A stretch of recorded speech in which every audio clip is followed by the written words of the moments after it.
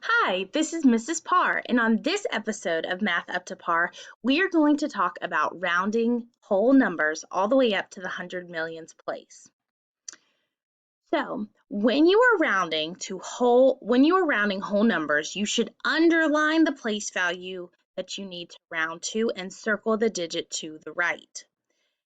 The digit that you circle, if that number is 0, 1, 2, 3, or 4, the underlined place will stay the same. If the number that you circled is 5, 6, 7, 8, or 9, the underlined place will go up one number. Once you round that digit, you keep all of the numbers to the left the same, and you change all of the numbers to the right to zeros. When you learned how to round when you were younger, you likely learned some sort of rhyme or song. The great thing about math is there are a lot of different ways to solve a problem. There are a lot of different ways that we can use to remember things. If there is a rhyme that you use that works for you, great. That is awesome. Keep using that rhyme. You don't need to change what you're doing. But if you need a rhyme that might help you remember, you can use this one. Underline the number, look next door. If it's 5 or more, add one more. If it's 4 or less, just ignore. Digits to the left, stay the same. Digits to the right, zero's your name. You can simply look at the number and decide what is closer and round. You can follow these steps, whatever works for you. There are tons of different strategies for rounding. So let's practice. This is the type of problem that you might need to solve. So you have a number and you need to take that number and you need to round it to the thousands place, then to the 10,000s place, then to the 100,000s place. The way I'm going to show my work is because I have to round this number to 3 different places, I'm going to write this number 3 different times. So I'm going to write it right here.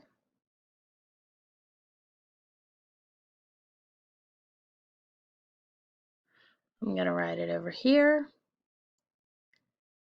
Double checking to make sure I have all of my digits. When you guys are writing, I know that you'll be so much neater than I am. When you're writing, it is difficult to write on a computer screen sometimes, but when you have paper, it's very nice. And grid paper is really a nice tool to use to help you line up your digits. But you can also take lined paper and instead of having it where the lines are going straight across horizontal like you would write on it, you take it and you turn it sideways and it makes them have columns. And then you can write your digits in those columns and it makes it easier to keep them straight. So here's my number right here, okay? The digit that I'm rounding to for this first one is the thousands place. The thousands place is 2. I'm going to circle the place to the right. Then I'm going to round it to the 10,000s place. The 10,000s place is 7. I'm going to circle the digit to the right. Then I'm going to round it to the 100,000s place. The 100,000s place is a 3. The digit to the right is 7. Okay? So now that I have this, I'm going to take each of these and I'm going to round them. So right here, here's my digit that I'm rounding to. Here's my place. I look over here. If that digit is less than 5, I keep this number the same. If it's 5 or greater, I'm going to make this number go up 1. So this number is 5 or more, so that's going to make my 2 change to a 3. Everything after my number turns to zeros. So I kind of think of this circle as a big 0. And it reminds me that this turns to a 0 and everything above it turns to a 0. I keep my comma in the same place. Everything to the left stays the same. So I'm going to keep all of my other digits the same. So that means my answer for this number rounded to the thousands place is going to be 7,373,000. Okay? Now I'm going to do that, but to this number, the same number, but to the 10,000s place. So I look at my digit that I'm rounding to, which is my 7. I look at the number to the right. If it is less than 5, I keep this the same. If it is more than 5, I add 1. It's less than 5, So my 7 stays a 7. This circle reminds me that this changes to a 0. Everything after changes to a 0. Everything before stays the same. Okay? So that means that when I round this number to the 10,000s place, it rounds to 7,370,000. All right? Now I'm going to have this same number but rounded to the 100,000s place. All right?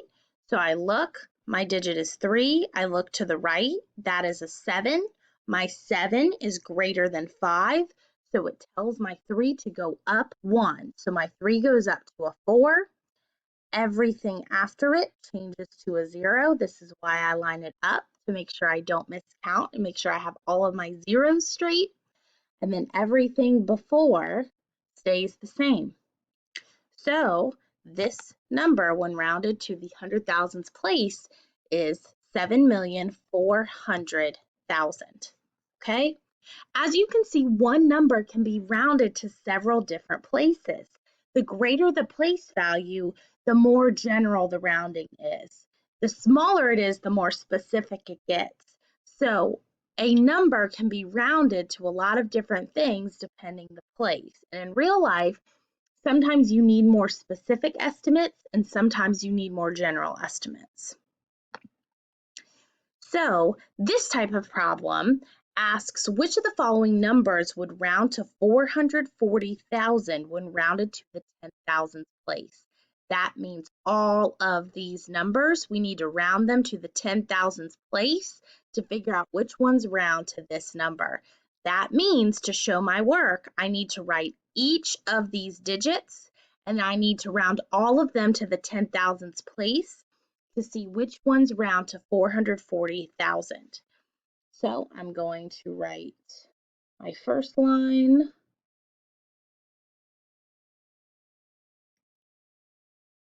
and then my next one,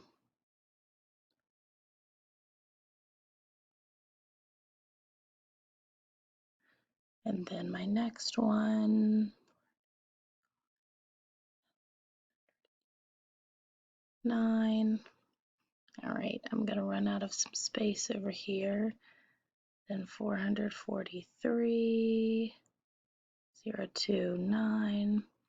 Then I will do 444,999. And then down here, I will smush it in 436,780. Thank you for being so patient with me.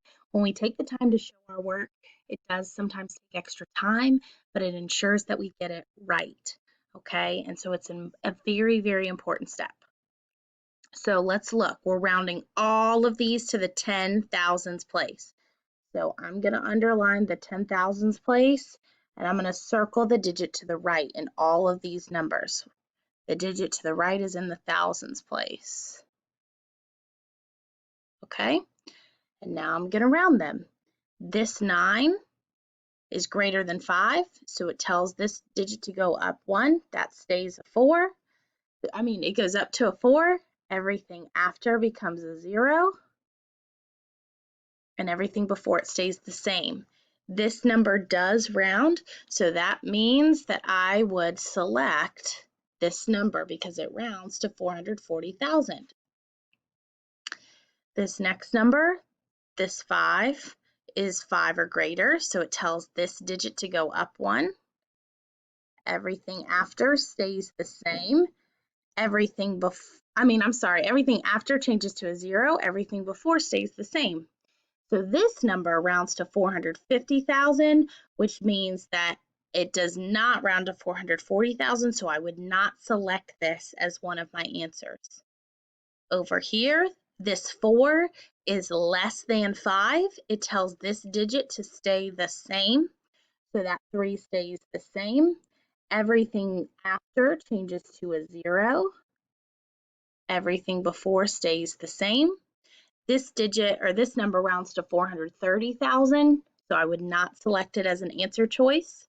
Over here, this 3 is less than 5, So it tells this digit to stay the same. This stays a 4. Everything after changes to a 0. Everything before stays the same. This number does round to 440,000, so I would select this as one of my answer choices. Over here, this 4 is less than 5. It tells my number, or it tells my digit to stay the same. So this stays a 4. Everything after turns to a 0. Everything before it stays the same.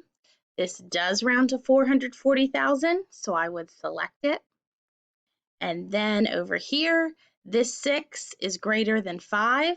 So this 6 tells this digit to go up 1. So this goes up to a 4. Everything after it changes to a 0. Everything before it stays the same. So that makes it 440,000, which does mean that it is an answer to our question. If you would like to put X's over these numbers so that you know that they are not choices, you are more than welcome to do that. But all 4 of these numbers would round to 440,000 when rounded to the 10,000s place. These numbers would not, okay? Showing your work is so important when it comes to rounding. Taking a little extra time to do that step will help ensure that you make the correct answer choice. And if you find that you got it wrong, you can go back and look at your work to see where you went wrong, because learning from our mistakes is what makes us smarter. It's what makes us better mathematicians. So that is all I have for you today for rounding whole numbers.